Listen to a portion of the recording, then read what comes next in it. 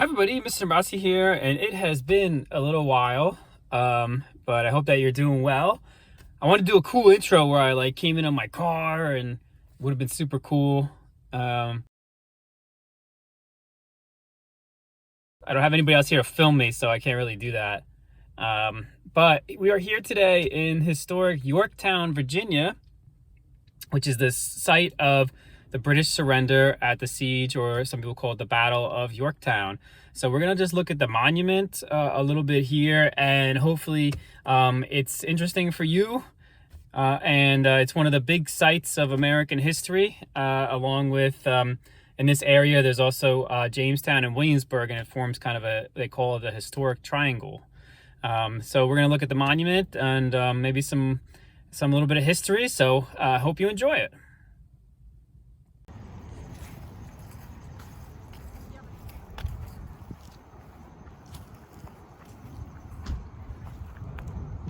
So everybody, we're in front of the big historic Yorktown monument, the site of the Battle of Yorktown, the Siege of Yorktown. We're gonna take a look at some of the inscriptions.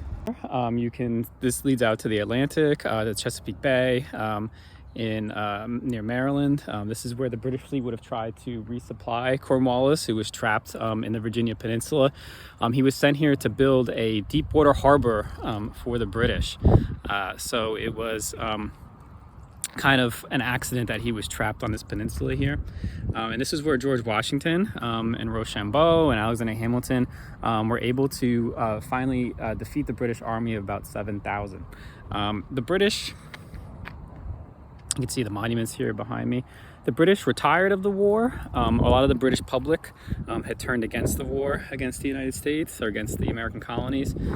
And Lord North, who was the prime minister at the time, who represented George III, when he heard the news of the defeat of Cornwallis, he said, "Oh, it's all over, it's all over." And it actually brought down his government. His government was voted out of office. So it was fighting. A little bit of fighting still went on after Yorktown, but it was one of the most important battles of the American Revolution, and kind of ended the American Revolution.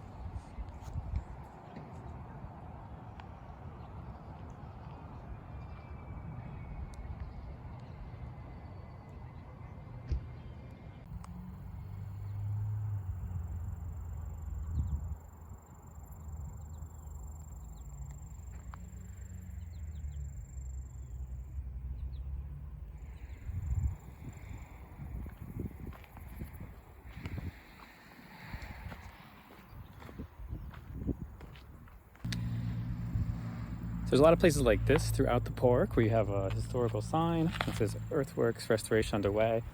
This is actually one of the siege lines that was used by the Continental Army to lob cannonballs into the British camp so that they would eventually surrender. But you can see they've kept it pretty much the same. There's really not too many monuments here, more like historical markers.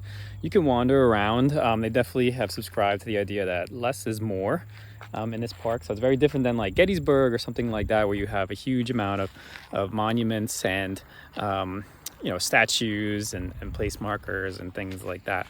But it's pretty much been kept very pristine, very much the same as it was when the battle itself occurred.